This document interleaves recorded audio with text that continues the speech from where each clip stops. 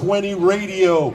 He is a mover and shaker now, is one of the owners of Delta 9. Guys, go check it out. Let me introduce Russ Belville. Woo! Thank you, Junior Martinez.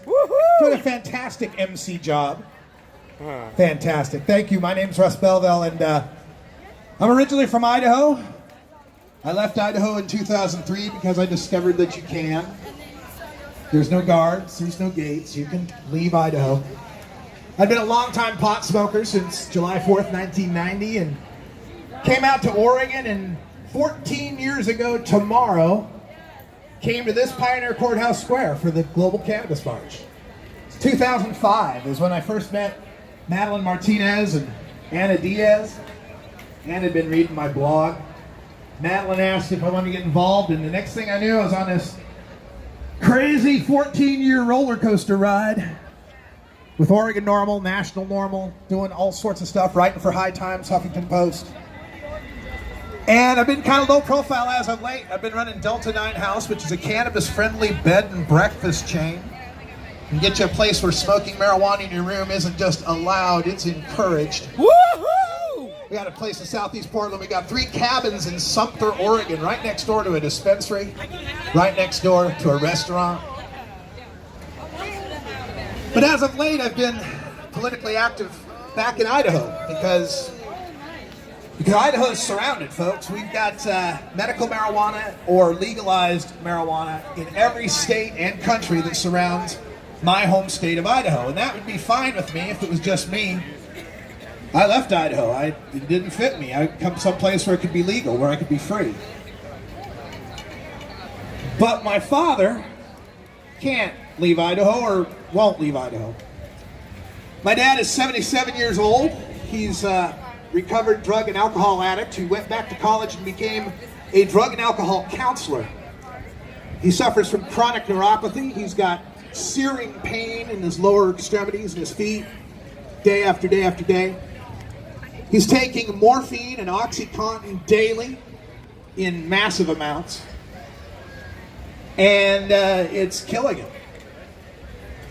His kidney function's down to 23% because he has to take these prescribed pharmaceutical opiate painkillers that are perfectly legal in the state of Idaho or any of the 50 states to prescribe.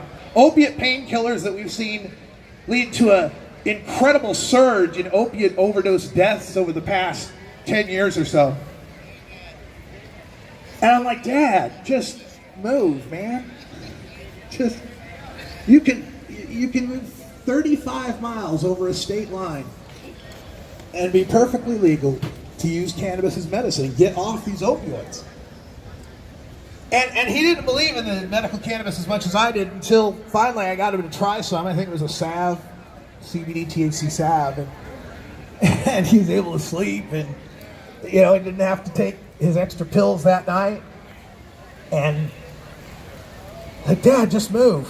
You can just move 35 miles to Ontario, Oregon. You can be legal. And he's like, son, I was born in this state, 77 years in this state. I hunt elk in this state. My whole family's in this state. Everybody I've known and loved has been born and died in this state. I will not be forced to leave my state. Stubborn bastard. So, since he won't leave, I've got to do something. I got to change that law in the most conservative, one of the most conservative states in the country. A state where it's still illegal to possess this doob tube, this house smoke joint. Get me thrown in a jail cell if I forgot this in my car when I go visit my folks.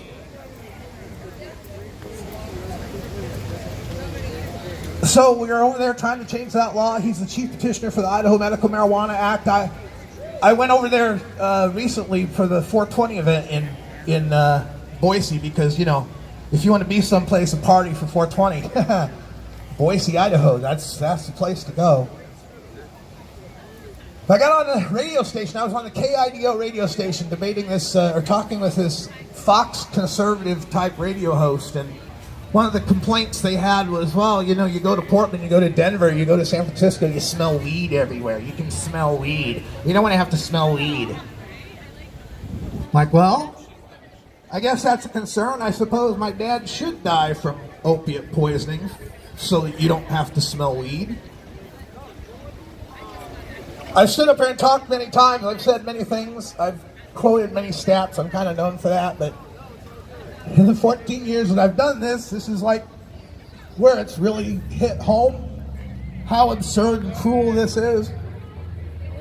And that I've got to go back to this Mordor to try to change a law. I have to go back to a place where I'm treated as a criminal to try to save my dad remaining years. And so I'm going to do it. And I couldn't have done it without so many of the people here who supported me and helped me along the way and taught me so much and gave me more grace than I often gave in return. Thank you so much. I'm Radical Russ. Woo!